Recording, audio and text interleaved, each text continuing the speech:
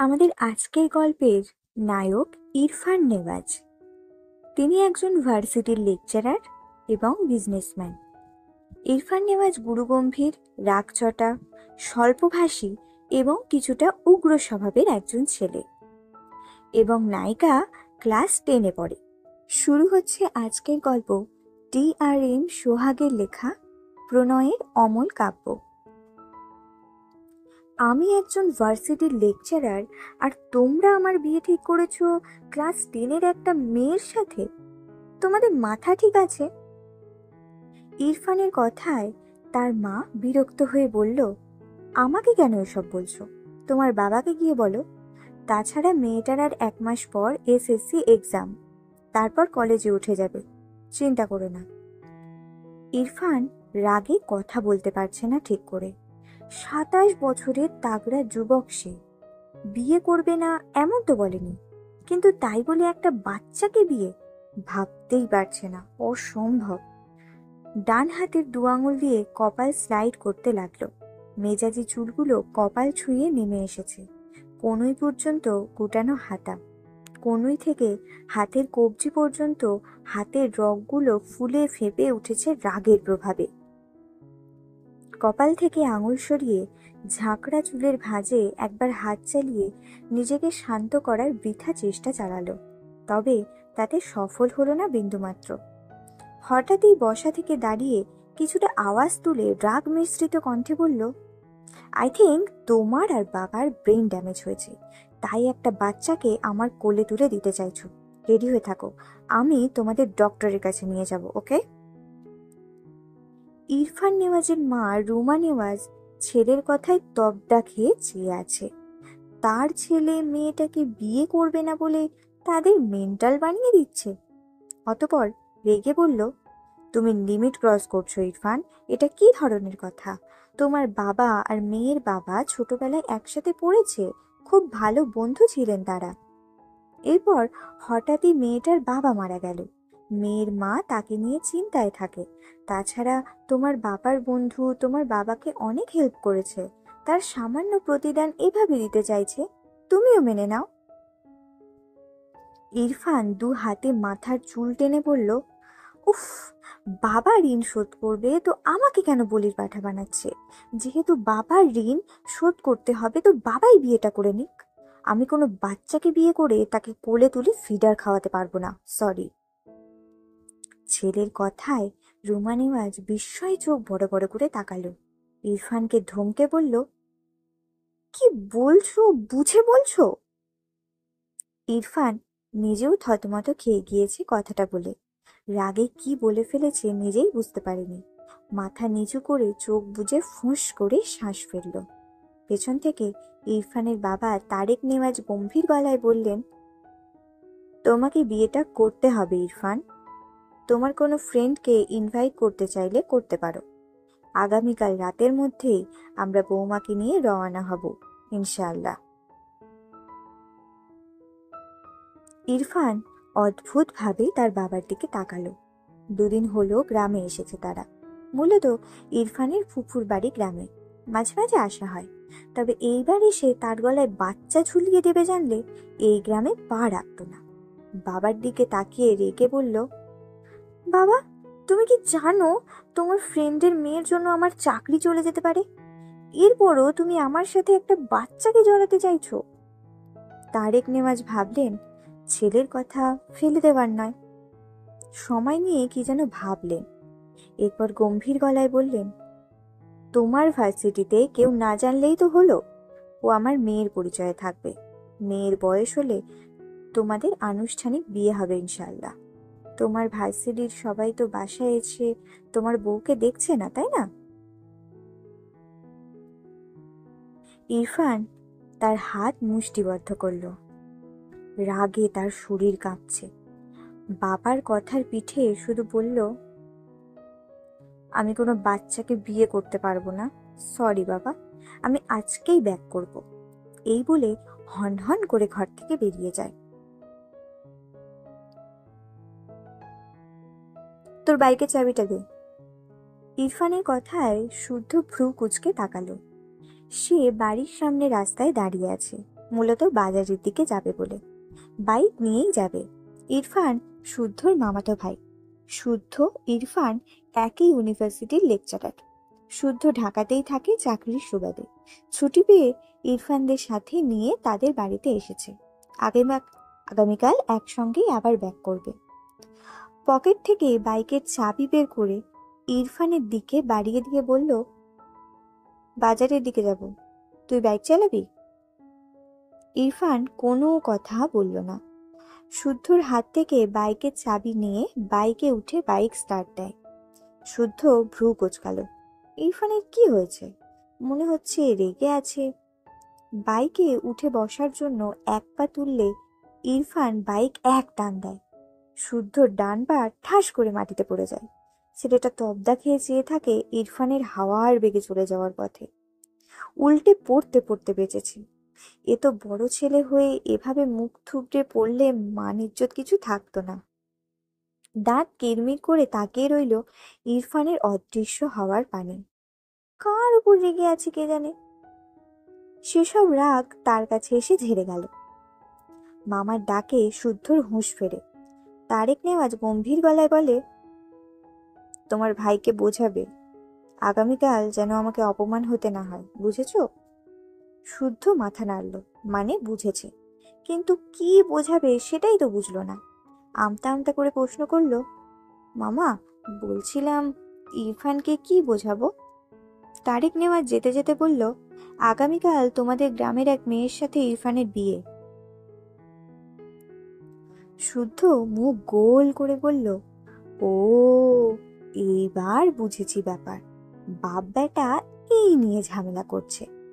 বাপ বেটাকে বিয়ে করাবে, কিন্তু বেটার তো বিয়ে করার স্বাদ নেই। বাপ তা বোঝে না। দুজনেই যে এক গোয়ালের গরু। দুজনের রাগ জেদ সমান সমান। বাপ বলেছে বিয়ে দেবে মানে দেবে, বেটা বলছে বিয়ে করবে না মানে করবে না। তাহলে জিতবেটাকে?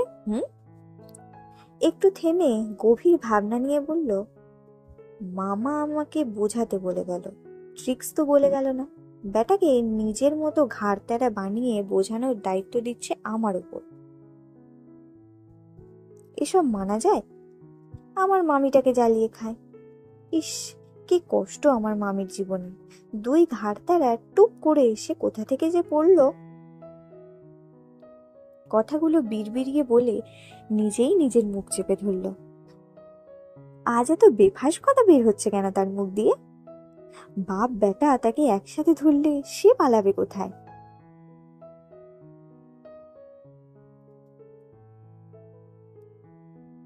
স্কুল থেকে এসএসসির অ্যাডমিট নিয়ে বাড়ি ফেরার পথে হঠাৎ রাস্তার ওপাশে ফুচকা চটপটির দোকান চোখে পড়ল মাইরার।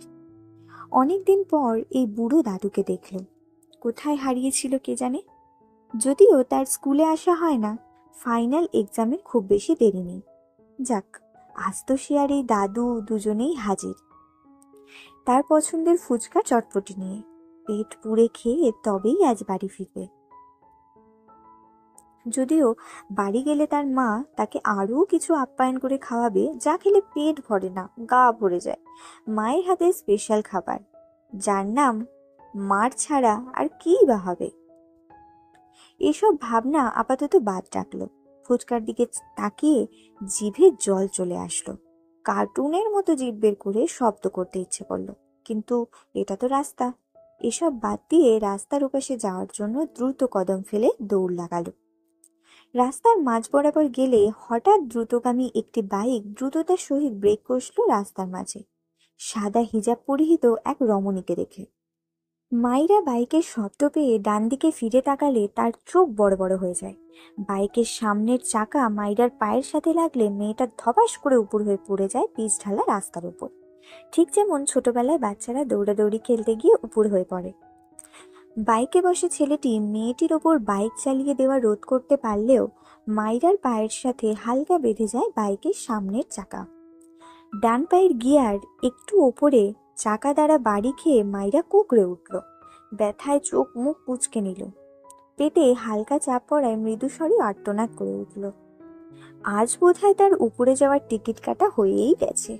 মনে মনে আওড়ালো, লা ইলাহা ইল্লাল্লাহ।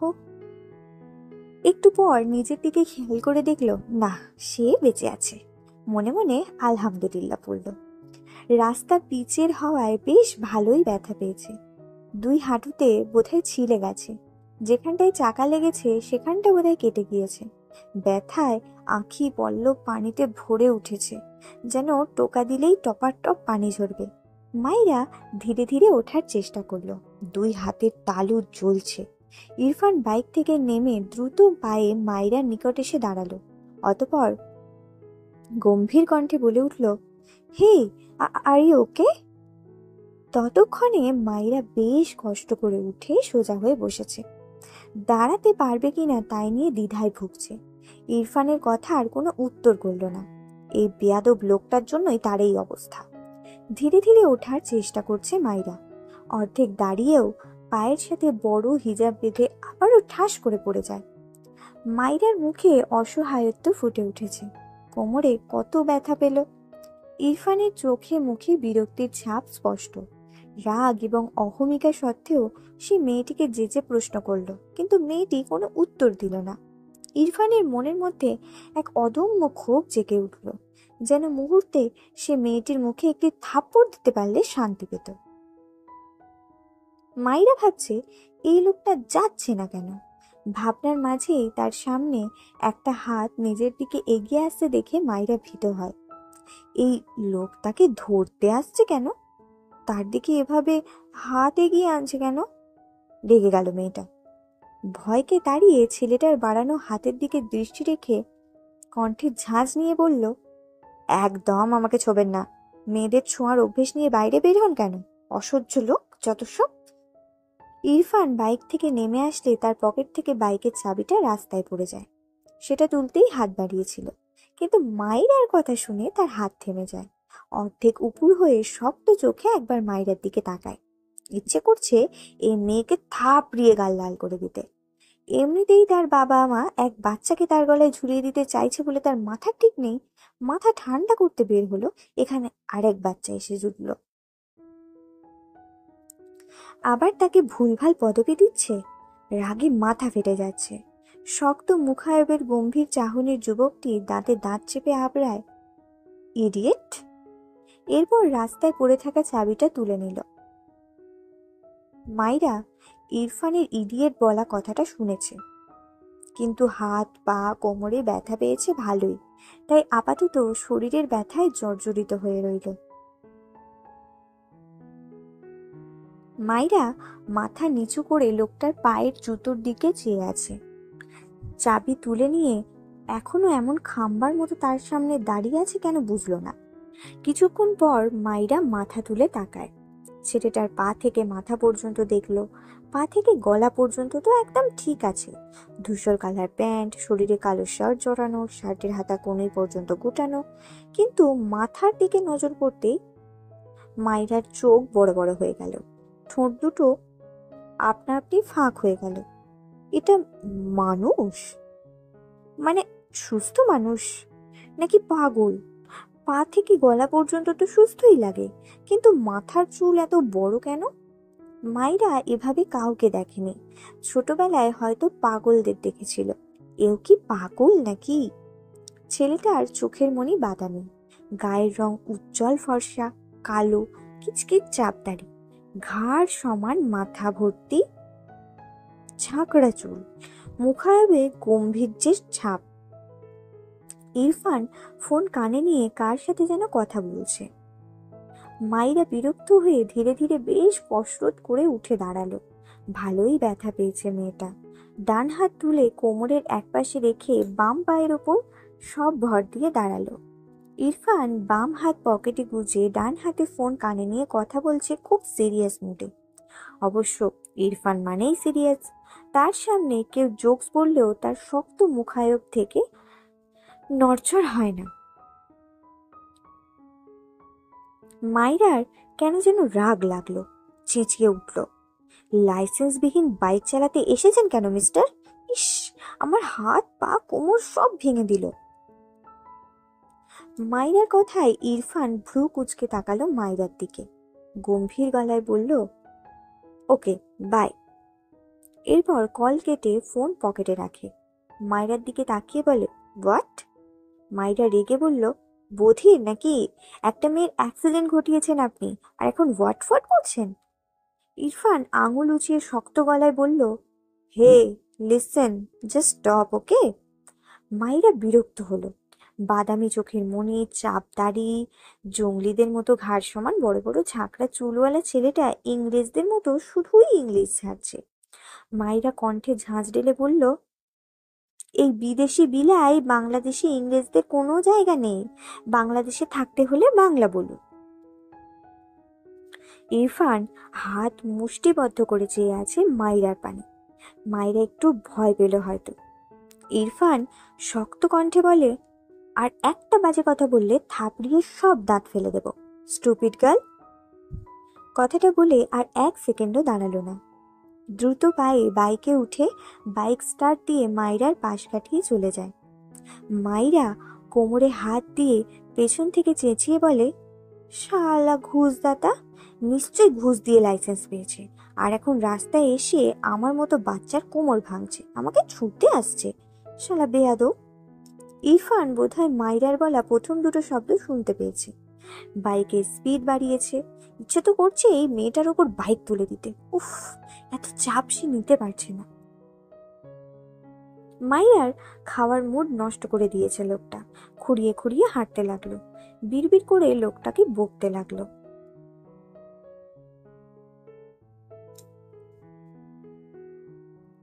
মেয়েটা ভালো, অনেকের কাছে শুনেছি, একটু চঞ্চল তবে ভদ্র। বাবা নেই, বুঝতেই পারছিস। দেখবি মেয়েটা ছোট হলেও ইয়া বড় বুঝদার হবে। চায়ের টং দোকানের পাশে বাইকে বসে আছে ইরফান। তার সামনে দাঁড়িয়ে শুদ্ধ তার মামাতো ভাই ইরফানকে বোঝাচ্ছে। ইরফানের গম্ভীর মুখায়ব এর কোনো পরিবর্তন নেই, এক মনে ফোন স্ক্রল করছে। শুদ্ধ হতাশার নিঃশ্বাস ফেলে দোকান থেকে 2 কাপ চা এনে 1 কাপ ইরফানের দিকে এগিয়ে দিলে ইরফান গম্ভীর গলায় বলল, ব্ল্যাক কফি আন। শুদ্ধ ভ্রু কুঁচকে বলল, এই গ্রামে তোর জমিদারি ব্ল্যাক কফি কোথা থেকে আমদানি করব? এটা দিয়ে চালিয়ে নে। ইরফান কিচ্ছু বলল না। শুদ্ধ বুঝলো এ খাবে না। নিজেই 2 কাপ চা সাবার করলো দাঁড়িয়ে দাঁড়িয়ে। এরপর কাপ দুটো রেখে এসে বলল, বলছিলাম বিয়ে তো হবেই, মেয়েটাও বাচ্চা, তুই চুলগুলো এবার না হয় কেটেই ফেল, নয়তো বাচ্চাটা ভয় পেয়ে যাবে। ইরফান কথাটা শুনেই শক্ত চোখে শুদ্ধর দিকে তাকালো। রাতের অন্ধকারে চায়ের দোকানের মৃদু ভাব আলো ইরফানের মুখে এসে পড়েছে। শুদ্ধ দেখল ইরফান তার দিকে খেয়ে ফেলা চোখে তাকিয়ে আছে। শুদ্ধ মেকি হেসে বলল, মিস্টেক মিস্টেক, তোকে তামিল মুভির নায়কদের মতো লাগছে রে। বাচ্চাটা তোকে দেখে কেরাস খাবে, সত্যি বলছি। ইরফান তার ডান হাতে শুদ্ধর কলার ধরে মেজাজি গলায় বলে, আমি কোনো বাচ্চাকে বিয়ে করব না, আর একটা বাড়তি কথা বললে তোর গ্রামেই তোকে বালি চাপা দিয়ে দেব। শুদ্ধ ইনোসেন্ট ফেস বানিয়ে বলে, ওকে ওকে, আমার কলার ছাড়, তোকে বিয়ে করতে হবে না। ইরফান শুদ্ধর কলার থেকে হাত সরিয়ে বাইকের দুপাশে পা দিয়ে বসে টান দিয়ে চলে গেল। শুদ্ধ বিরক্ত হলো, এই আবার কই যায়। ইরফান কবুল বলে উঠে দাঁড়ালো। অতিরিক্ত রাগে তার পুরো শরীর থেকে যেন ধোঁয়া বের হচ্ছে। সে গাড়ি নিয়ে প্রায় অর্ধেক রাস্তায় চলে গিয়েছিল। তার মা নাকি অসুস্থ হয়ে গিয়েছে। এসে দেখেছে সত্যিই অসুস্থ হয়ে গিয়েছে, প্রেশার ফল করেছিল। কিন্তু এভাবে তাকে বিয়ে করানোর জন্য তার বাবা মা এমন উঠে পড়ে লেগেছে কেন বুঝলো না। বিয়ে করিয়েই ছাড়লো। এইখানে বেশিক্ষণ থাকলে একটা অঘটন ঘটবে। কোনো দিকে তাকালো না, হনহন করে বাড়ি থেকে বেরিয়ে গেল। তারেক নেওয়াজ ও রুমা নেওয়াজ ছেলের ব্যবহারে বেশ বিব্রত বোধ করলেন। মাইরার মা ভুরু কুঁচকে তাকায়। ছেলেটা তার সাথে একবারও কথা বলল না, তিনি কি ভুল করলেন? তারেক নেওয়াজের দিকে চোখ পড়তেই এসব ভাবনা দূর হয়ে গেল। লোকটা তার প্রাক্তন স্বামীর বন্ধু কম ভাই বেশি। তার মেয়ে এই লোকটার বাড়ির বউ এখন, সেও চিন্তামুক্ত। মেয়েটাকে নিয়ে ভীষণ দুশ্চিন্তায় ছিলেন। মাইরা কাঁদতে কাঁদতে চোখ মুখ ফুলিয়ে ফেলেছে। তার মা তাকে এত তাড়াতাড়ি কেন বিয়ে দিল? তার বাবা নেই, তাই বলে সে এতই বেশি হয়ে গেল? এসএসসি পরীক্ষাটা পর্যন্ত দিতে দিল না, তাকে বিদে করিয়েই ছাড়লো। তার বোনদের থেকে শুনেছে তার বর তার থেকে অনেক বড়। তার মা তার সাথে এমনটা কি করে করতে পারলো? নিজের বাবা নেই বলে বুড়োর সাথে বিয়ে দিয়ে দেবে? ভাবনার মাঝেই মাইরার মা মাইরার ঘরে এসে মেয়ের মাথায় হাত বুলায়। মাইরা ফুপিয়ে ওঠে। মোহনা বেগম মেয়ের মাথায় চুমু খেয়ে বলেন, আমি তোর মা, খারাপ চাই না তোর। তোর দায়িত্বটা কারোর হাতে দিয়ে আমি এবার নিশ্চিন্ত হলাম। ও বাড়ি গিয়ে আমার মান রাখবি কেমন? সবার সাথে মিলেমিশে থাকবি। তোর সুখী মুখটা দেখতে চাই। তাই এই বিয়েটা মেনে মন দিয়ে সংসার করবি কেমন? মাইরার চোখ থেকে টুপটুপ করে জল গড়িয়ে পড়ে। ভাঙা গলায় মাথা নিচু করে আওড়ায়, আমার নিজের আব্বু বেঁচে থাকলে আজ এই দিন দেখতে হতো না, তাই না মা? সৎ আব্বুরা বুঝি মেয়েদের তাড়ানোর জন্য এভাবেই উঠে পড়ে লাগে? মাইরার মা কিছু বলতে পারলেন না। মাইরা নাক টেনে বলল, চিন্তা করো না মা, আমি আর তোমার সংসারে ঝামেলা বাড়াবো না। তোমরা ভালো থেকো।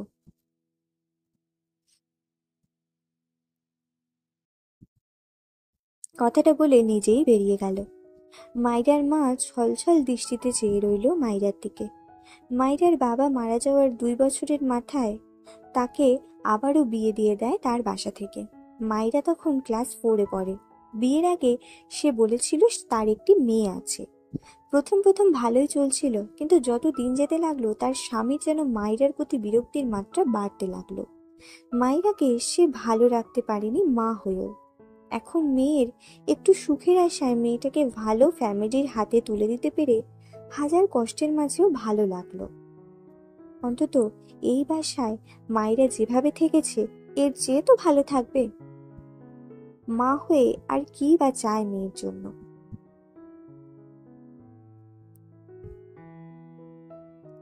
আমাকে ব্ল্যাকমেল করে বিয়ে করিয়েছো, ভালো কথা, তবে এর সাথে সংসারটা আমি করতে পারবো না, এটা মাথায় রেখো। বিয়ে করিয়ে ছেলের বউ পেয়েছো, এবার তোমরা দুজনই ওর সাথে সংসার করে বসে বসে। এই বাচ্চাকে যেন আমার আশেপাশে না দেখি। আই রিপিট, ওকে আমার আশেপাশে না দেখি।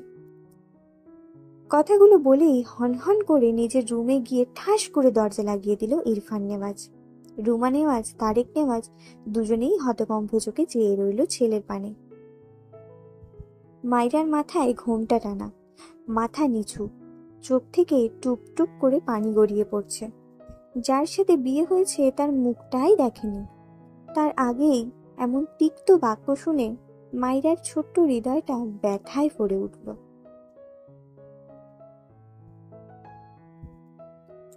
তারেক নেওয়াজ গম্ভীর চোখে ছেলের আটকানো দরজার দিকে কিছুক্ষণ চেয়ে থাকে। এরপর স্ত্রী রুমার দিকে তাকালে দেখল তার স্ত্রী কটমট দৃষ্টিতে তার দিকেই চেয়ে আছে। তারেক নেওয়াজ গলা ঝেড়ে বলল, একটা ছেলে তো তোমার, আর আমার দিকে এইভাবে তাকাচ্ছ কেন? আজব। রুমা নেওয়াজ ফুসফুস করতে করতে বলল, ও হয়েছে তোমার ছেলেকে বিয়ে করানো, স্বাদ মিটেছে? তারেক নেওয়াজ ফোঁস করে শ্বাস ফেলে বলে, না, মেটেনি। মানে? তোমার লজ্জা করে না? ছেলে একটা বউকেই ছুঁড়ে ফেলছে, আবার আরেকটা করানোর স্বপ্ন দেখছো? তারেক নেওয়াজ ভোঁতা মুখে বলে, আনুষ্ঠানিক বিয়ে তো হয়নি, সে বিয়ে না হওয়ার আগেই স্বাদ কেন মিটবে? আর দ্বিতীয় বিয়েই বা করাবো কেন? রুমা নেওয়াজ বোকা চোখে তাকালেন স্বামীর পানে। এরপর রাগে গজগজ করতে করতে ধূপধাপ পা ফেলে ঘরের দিকে যায়। শব্দ করে বলে, যা ইচ্ছে করো, তোমার ছেলের বউকে যেখানে ইচ্ছে রাখো, আমাকে এসবে জড়াবে না। পেছন থেকে তারেক নেওয়াজ দীর্ঘশ্বাস ফেললেন। কিছুটা দূরেই মাইরা মাথা নিচু করে দাঁড়িয়ে আছে। তারেক নেওয়াজ এগিয়ে গেলেন মাইরার দিকে। মাইরার গায়ে লাল শাড়ি জড়ানো, মাথার ওপর লাল হিজাব বাঁধা। তারেক নেওয়াজ মাইরার মাথার উপর হাত রেখে নরম গলায় বলেন, আম্মু, ভয় পাচ্ছ? মাইরা মাথা নিচু করেই দুদিকে মাথা নাড়িয়ে না বোধক উত্তর জানায়। তারেক নেওয়াজ দীর্ঘশ্বাস ফেলেন। তিনি বুঝতে পারছেন না এই পরিস্থিতিতে আসলে কি করা উচিত। তার ছেলের রাগ সম্পর্কে তার ধারণা আছে। তার আর একটা ভোলা ভোলা ছেলে থাকলে ইরফানের দিকে আর নজর দিতেন না। কিন্তু ছেলে যে একটাই। তার বন্ধুর এই মেয়েকে ছেলের বউ করা তার বহুদিনের স্বপ্ন। বন্ধু বেঁচে নেই বলে সব ভুলে যেতে পারেন কিভাবে? মাইরার মাথায় হাত বুলিয়ে বলে, এসব কিছু ভুলে যাও। এখন থেকে তুমি আমার মেয়ে, বুঝেছো? আমার মেয়ে আমার বাসায় থাকবে, আর কোনো দিকে মন দিবে না, শুধু পড়াশোনায় মন দিবে, বুঝেছো? মাইরা অবাক হয়। বাড়ির অন্য মানুষদের ব্যবহার যতটা করুণ, এই লোকটার ব্যবহার তার চেয়ে 1000 গুণ ভালো।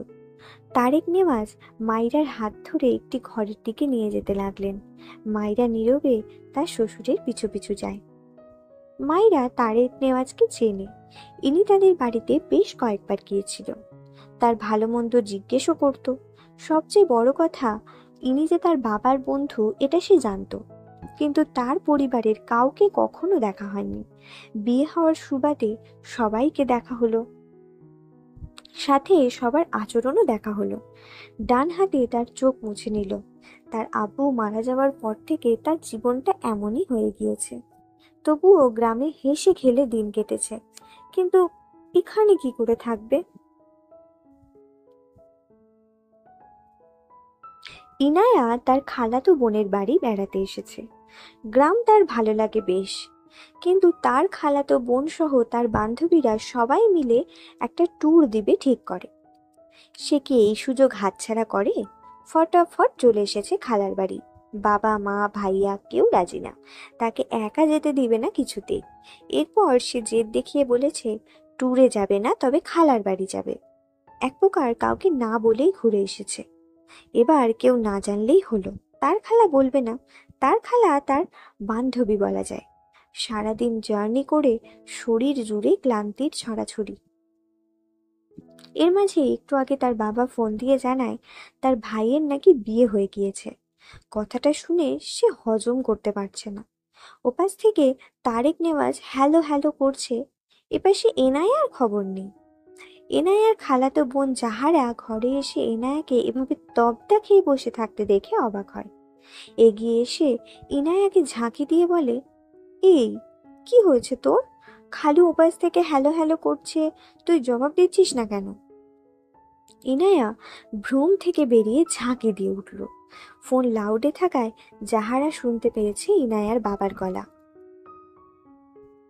ইনায়া কোনো রকমে বাবাকে বলল, বুঝেছি বাবা, কালকেই আসছি খালামণিদের সবাইকে নিয়ে, এখন রাখছি, বাই, বলেই কল কেটে দেয়। জাহারা ভুরু কুঁচকে চেয়ে আছে ইনায়ার দিকে। ইনায়া হাতের ফোন রেখে খুশিতে জাপটে ধরে জাহারাকে। এরপর জাহারার 2 হাত ধরে ঘুরতে থাকে, হাসতে হাসতে বলে, আপু আপু, অনেক বড় অসাধ্য সাধন হয়েছে, আমার বিশ্বাসই হচ্ছে না। জাহারা বিরক্ত হয়ে বলল, তুই কি আমাকে বলবি হয়েছেটা কি?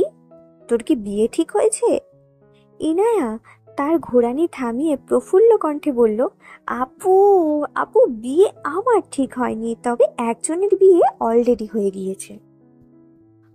মানে? কার?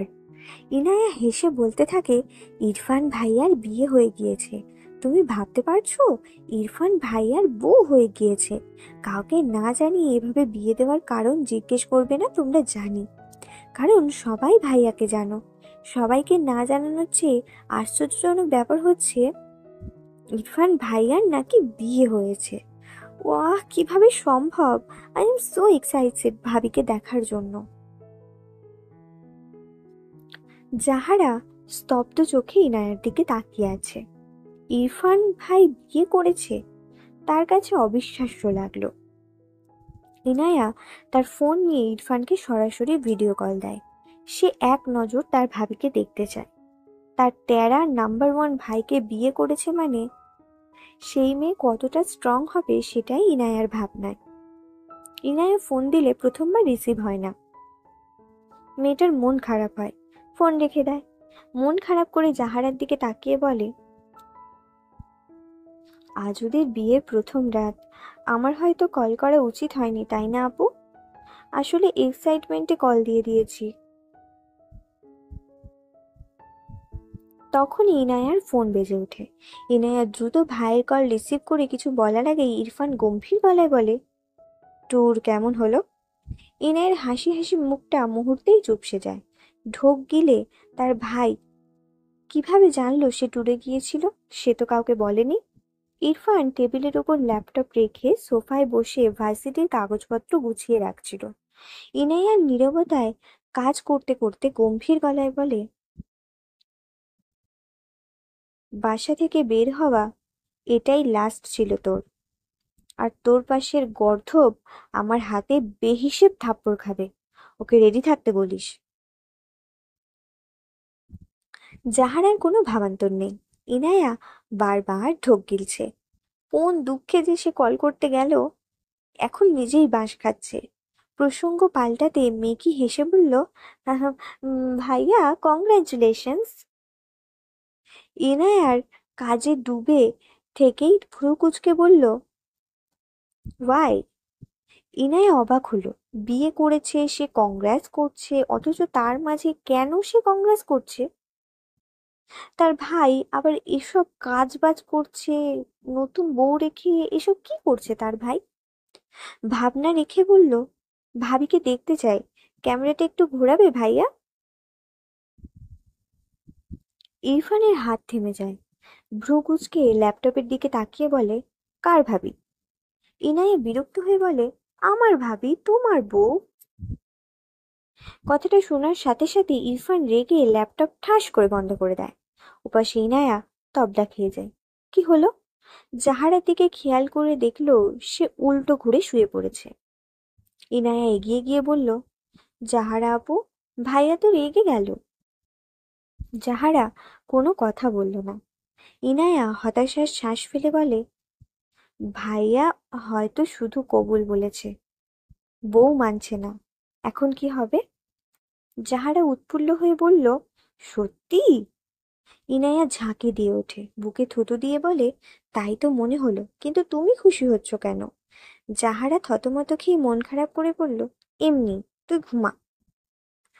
গত 2 ঘন্টা যাবৎ ইরফান ব্যালকনিতে পায়চারি করছে। তার মাথায় আগুন জ্বলছে। কাজে ব্যস্ত হয়ে ভুলেই গিয়েছিল তার গলায় বাচ্চা ঝুলেছে। ইনায়া বলায় মনে পড়ল। তারপর থেকেই অসহ্য লাগছে। শরীর থেকে শার্ট খুলে ফেলেছে। উদ্দাম শরীরে বিন্দু বিন্দু ঘাম জমেছে। ইরফান ফুঁস করে শ্বাস ফেলে দ্রুত পায়ে ওয়াশরুমে যায়। শাওয়ার অন করে দেয়। চোখ বুজে পুরো 30 মিনিট স্ট্যাচু হয়ে দাঁড়িয়ে থাকে। শক্তপোক্ত শরীর বেয়ে পানির কণা চুইয়ে চুইয়ে পড়ছে। ইরফানের রাগ যেন কমার নয়।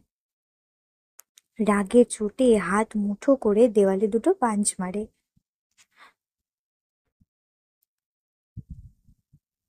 নিজেকে বৃথা সামলানোর চেষ্টা করে। এরপর শাওয়ার শেষে বের হয়ে রেডি হয়ে বাইরে বেরিয়ে যায়। হাত ঘড়িতে একবার সময় দেখল, 12টা 30। মাইরাকে তার শ্বশুর একটা ঘড়ি দিয়ে গিয়েছে। কোনো প্রবলেম হলে তাকে জানাতে বলেছে। শাড়ি পাল্টে একটা সালোয়ার কামিজ পরে নিল। এরপর নামাজ পড়ে নিল।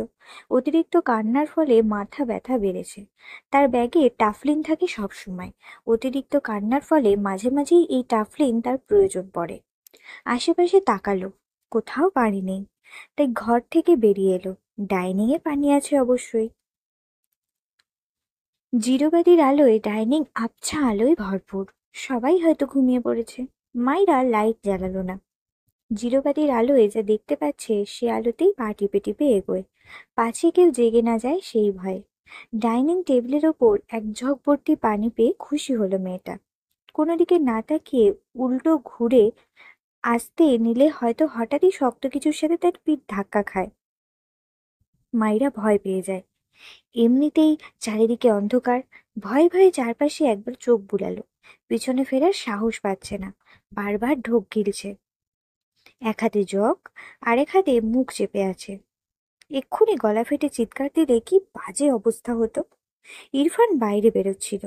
হঠাৎই তার পিঠে এসে কিছুর ধাক্কা লাগে। ভুরু কুঁচকে পিছন ফিরে তাকায়। ঝাপসা আলোয় বুঝলো কোনো মেয়ে। গোসল করে মাথা ঠান্ডা না হলেও শরীর ঠান্ডা হয়েছিল। কিন্তু যখন বুঝলো সেই বাচ্চা মেয়েটা এটা, রাগ যেন তত্তর করে বেড়ে আবারও শরীর উত্তপ্ত হতে লাগলো। আপাতত বাসায় তার বাবা মা ছাড়া কেউ নেই।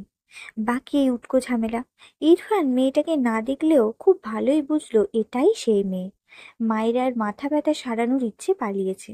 সে এখান থেকে পালাতে পারলে বাঁচে। দৌড় দেওয়ার জন্য এক পা বাড়ালে ইরফান মাইরার কোমর সমান ঝুঁটি ধরা চুল ডান হাতে টেনে ধরে। হাতে ঘুরিয়ে দুবার পেঁচায়।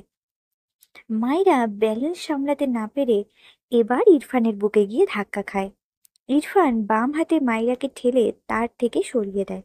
তবে চুলের গোছা ছাড়ে না। শক্ত হাতে চেপে দাঁতে দাঁত চেপে নিরেট কণ্ঠে বলে, সামনে আসতে নিষেধ করেছি এজন্য পিছিয়ে এসেছো? মাইরা কেঁপে ওঠে। সে বুঝলো এটা তার স্বামী নামক জম। ইরফান একই কণ্ঠে বলে ওঠে, অ্যান্সার মি। মাইরা জিভ দিয়ে ঠোঁট ভেজায়। চুলের গোছা শক্ত হাতে ধরায় ব্যথা পায় মেয়েটা। দু হাতে জগ চেপে কিছু বলতে যায়। তার মাঝে ইরফান দাঁতে দাঁত চেপে বলে, আর একবার যদি দেখেছি আমার সামনে পিছিয়ে ডানে বামে এসেছো, তো থাপ্পড় দিয়ে সব দাঁত ফেলে দেবো, ড্যামিট। কথাটা বলেই মাইরাকে এক প্রকার ছুঁড়ে ফেলে দেয় সামনের দিকে। মাইরা কয়েক পা এগিয়ে পড়তে পড়তে বেঁচে যায়।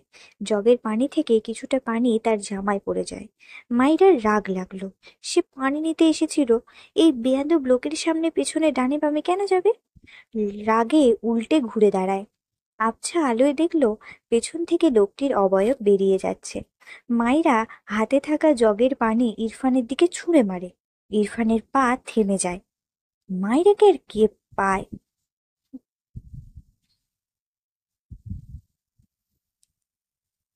ডান হাতে জগ শক্ত করে ধরে, বাম হাতে সালোয়ার কিছুটা উঁচু করে ধরে দৌড় তার ঘরের দিকে। যেতে যেতে পিছু ফিরে বলে, আপনার পেছনে সামনে ডানে বামে যাওয়ার কোনো ইচ্ছে নেই আমার।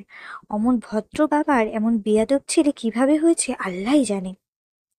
কথাগুলো বলাও শেষ, তার ঘরে পৌঁছানোও শেষ। ঠাস করে দরজা লাগিয়ে দরজার ছিটকিনি লাগিয়ে স্বস্তির নিঃশ্বাস ফেলল। এদিকে ইরফান সাপের মতো ফোঁস করছে। মাত্র গোসল করে বেরিয়েছিল, আর এই বেয়াদব মেয়ে তার গায়ে পুরো এক জগ পানি ঢেলে দিয়েছে। আবার তাকে বেয়াদব বলে গেল।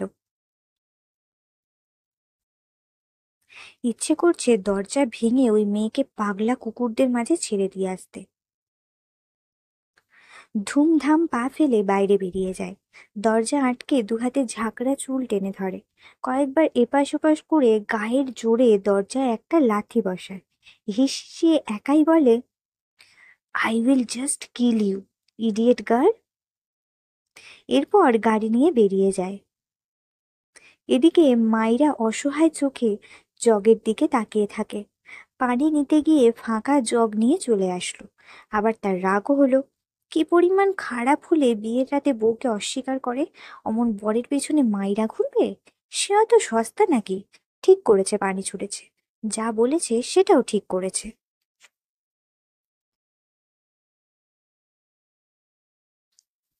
সে অত সস্তা নাকি? ঠিক করেছে পানি ছুঁড়েছে। যা বলেছে সেটাও ঠিক বলেছে। সে অত সাধাসিধে নয়। কিন্তু সে যা করলো আর বললো, আগামীকাল তার কি হবে তা ভেবেই একটা ঢোক গিলল। আবার ভাবলো কিছুই হবে না, এই লোকের বাবা খুব ভালো। এটা ভেবে একটু সাহস উদয় হলো তার মনে। মাথা ব্যথা বাড়তে লাগলো। পানি ছাড়া কিভাবে ওষুধ খাবে? বিরক্তির নিঃশ্বাস ফেলে গিয়ে শুয়ে পড়ল। এই ব্যথা, আজ আর ঘুম হবে না। উফ। অনবরত বেল বাজানোর শব্দে শুদ্ধ বারবার এপাশ ওপাশ পড়ছে। ঘুমের মাঝেই বিড়বিড় করলো, কোন মাতাল রে? মাঝরাতে আমার বাড়ি এসে মাতলামি করছিস? বেটা বেয়াদব, যা ভাগ। বিড়বিড় করতে করতে আবারও ঘুমিয়ে যায়। না, থামাথামির নাম নেই। শুদ্ধ বিরক্তিতে চোখ মুখ কুঁচকে পিটপিট করে চোখ খুলে তাকায়। পাশ থেকে ফোন নিয়ে সময় দেখলো। 1:20 শুদ্ধ অলসতা ঝেড়ে উঠে দাঁড়ালো। ঘুম ঘুম ভাব নিয়ে দরজা খুলে সামনের দিকে তাকিয়ে ইরফানকে দেখে ঘুম উবে গেল। বউকে রেখে তার কাছে এসেছে কেন?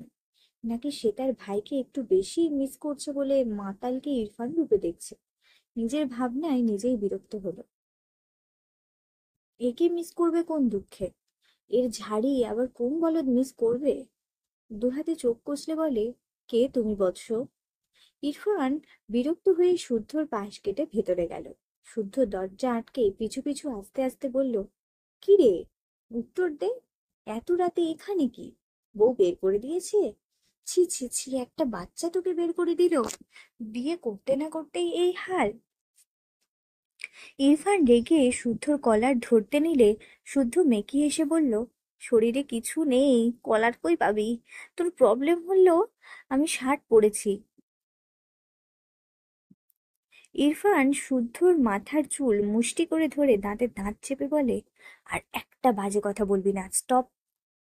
শুদ্ধ কাঁদো কাঁদো মুখ করে বলল, ঠিক আছে ঠিক আছে, আমার সব এমন টানাটানির করার কোনো মানে হয়?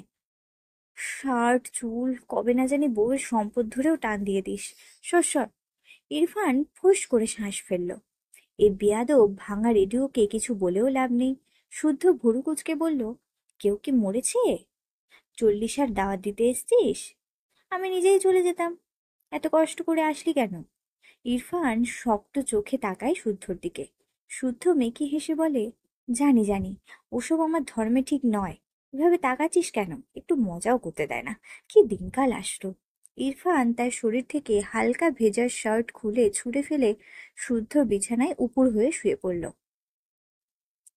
শুদ্ধ ভুরু কুঁচকে বলল, আরে এটা আমার বিছানা, তুই তোর বাড়ি যা, কাল ভার্সিটি আছে, একটু ঘুমাতে দে না। ইরফান চোখ বুজে বলল, ডোন্ট ডিস্টার্ব মি। শুদ্ধ হাঁ করে তাকালো। তার বাড়িতে এসে তার ঘুম ভাঙিয়ে তার বিছানা দখল করে বলছে, ডোন্ট ডিস্টার্ব মি। ওয়াহ, নাইস জোকস। দাঁত কিরমির করে ইরফানের গায়ের ওপর ধপ করে শুয়ে পড়লে ইরফান এক লাথি দিয়ে শুদ্ধকে ফেলে দেয়। শুদ্ধ ঠাস করে মেঝেতে পড়ে চোখ মুখ কুঁচকে নেয়। ইরফান চোখ বুজে যেন কিছুই হয়নি। শুদ্ধ কাঁদো কাঁদো মুখ করে বলে, মির্জাফরও এর চেয়ে ভালো ছিল। শালা সন্ন্যাসী বউকে মানবি না ভালো কথা, কিন্তু এখানে এসে আমার ঘুম কাটছিস কেন? এটা তো আরো ভালো কথা নয়। তোর বউকে তাহলে আমায় দিয়ে দে, তুই তোর বাড়ি বিদায় হ। ইরফান পাশ থেকে একটা বালিশ নিয়ে শুদ্ধর দিকে ছুঁড়ে পড়ল, রেডিও অফ করে ঘুমা।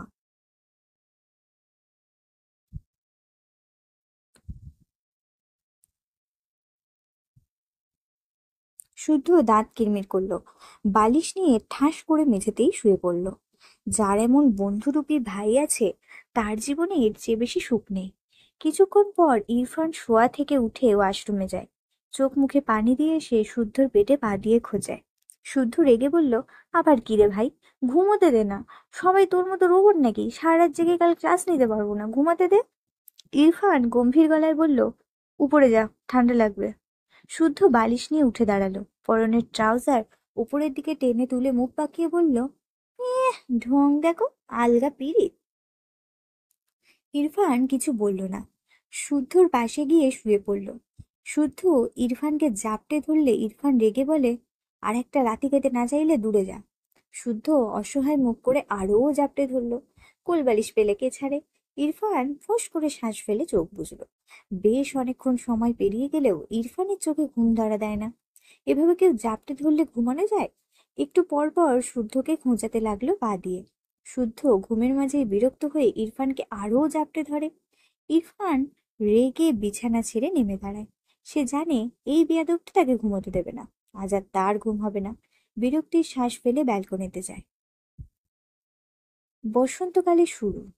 প্রকৃতি জুড়ে মিটিমিটি ঠান্ডা বাতাস। মাঝরাতের দমকা হাওয়া ইরফানের উদাম শরীর ছুঁয়ে যায়। ইরফান গম্ভীর মুখায়বে এক মনে চেয়ে থাকে। তার মনে কি চলে সেই জানে। মেয়েটার ফেলা পানি গায়ে শুকিয়েছে। কথাটা মনে পড়তেই মেজাজ সোজা 360 ডিগ্রি অ্যাঙ্গেলে ঘুরে লো থেকে হাই হয়ে গেল। ওই পুচকি মেয়ে আজ এসে আজকেই তার গায়ে পানি ছুঁড়েছে। এত সাহস হলো কি করে?